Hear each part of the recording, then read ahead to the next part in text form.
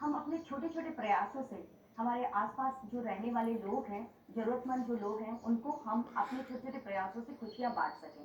तो इसके लिए हमने छोटे-छोटे कार्य करने शुरू किए जो सब मेंबर्स कंट्रीब्यूट करते थे। उसके अंदर अपनी जितनी श्रद्धा होती थी, किसी ने कभी ₹500 दिए, किसी ने कुछ दिया, फिर उसको हम एक साथ क्लब करके जैसे ही जिसकी ज़रूरत आई उसको देते थे। जैसे लॉकडाउन में हमने लोगों में राशन बाँटा, उससे पहले भी हम ना मेड्स जो आती थी हमारे यहाँ पे, वो कैसे सैनिटरी नैपकिन का प्रॉपर यूज़ कर सकें, तो उनको हमने जो बायोडिग्रेडेबल सैनिटरी नैपकिन्स हैं वो हमने डिस्ट्रीब्यूट किए और ऐसे बहुत सारी किए। फिर हमने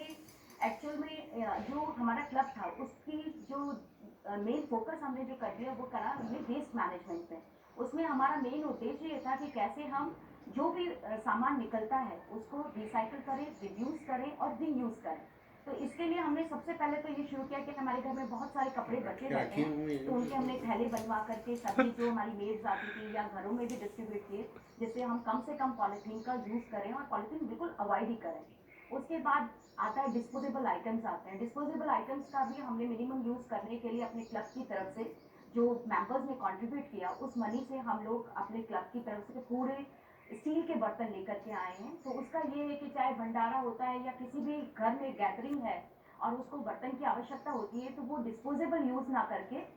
उन बर्तनों को ले जाता है और उन बर्तनों को यूज़ करके फिर वापस से क्लब में जमा कर देता है। इसके साथ साथ वेस्ट मैनेजमेंट में हम गीला सूखा कचरा भी अलग अलग करके शुरुआत से ही दे रहे हैं, लेकिन अभी जो फर्स्ट हमारा जो एट प्रेजेंट इनिशिएटिव है वो है ग्रो ग्रास का। क्योंकि हम देखते थे कि हम जो गीला और सूखा कचरा दे रहे हैं अलग अलग, तो उसमें सूखा कचरा तो आपका जितना भी हो गया कि घर में जो वेस्ट निकला है आपका प्लास्टिक रिलेटेड है या कुछ है, लेकिन उसको भी अभी हमने प्लास्टिक है या जो सूखा कचरा है उसको भी बहुत सारे उसके अंदर सेग्रीगेट किया है कि इलेक्ट्रॉनिक्स का अलग कर दिया है, आपका सैनिटरी नैपकिन्स का अलग कर दिया है। और गीला कचरा है, अब गीला कचरा में बहुत सारी चीज़ें आ जाती हैं कि आपके घर में रात को चपाती बच गई, सब्जी बच गई, ब्रेड का भी होता है कि ऊपर और लास्ट की जो स्लाइसेस हैं ज़्यादातर लोग उसको यूज़ नहीं करते या चारों उसकी कटिंग्स होती हैं वो निकाल देते हैं, सब्जियों के छिलके हैं, फ्रूट्स के छिलके हैं, लेकिन वो क्या हो रहा था कि गीले कचरे में मिक्स होकर के जा रहा था। तो हमने ये सोचा कि भाई ये जो जा रहा है वो हालांकि हम लोग उसको खाद बनाने में यूज़ करते थे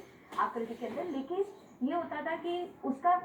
जो बहुत बड़ी क्वांटिटी में होता है, जैसे तरबूज के छिलके हैं तो उनको पीसेस में नहीं कटे होते थे, बड़े बड़े होते थे, तो वो खाद बनाने में इतना प्रॉपर उनका यूज़ नहीं हो पाता था। तो ये सोचा कि ये जो गीला कचरा जा रहा है इसको कैसे हम फर्दर सेग्रीगेट करें जिससे कि वो कचरा अलग निकल करके और गाय के लिए, क्योंकि गाय की तो हम शुरू से परंपरा देखते आ रहे हैं घरों में कि सदियों से चला आ रहा है कि पहली रोटी जो होती है हम लोग गाय के लिए निकालते हैं, तो हर घर में निकलती है। लेकिन अब हम लोग फ्लैट्स में जो रहने लगे हैं तो बड़ी दिक्कत होने लगी है कि वो गाय आप कहाँ से ढूंढें उसको। तो ये वाला हमने शुरू किया, गीले कचरे को भी प्रॉपर सेग्रीगेट करना शुरू किया। उसमें सभी घरों से अब सभी लोग जो फ्रूट्स के छिलके निकल रहे हैं, आपके सब्जियों के छिलके निकल रहे हैं, रात की रोटी है या कोई सब्जी बच गई है, वो सारा प्रॉपर हम अलग रख रहे हैं। और इसकी शुरुआत हैप्पीनेस क्लब ने पहले एक बहुत छोटे लेवल पे की, तो एक जगह बॉक्स रखा था, तो उसमें जो लोग जाकर के कर पा रहे थे सेवा वो लोग दे रहे थे। लेकिन फिर धीरे धीरे अभी हमारे यहाँ 11 टावर्स हैं, तो उन 11 टावर्स के अंदर हमने ना एक बिन रखा है, उस पर गौ ग्रास का हमने लेबल लगा के रखा है, तो सभी लोग प्रॉपर उसके अंदर जाकर के अपना जो भी फ्रूट पीस और आपके निकल रहे हैं उसके अंदर देख कर आते हैं। बिल्कुल दीदी जी, मैं आपके पास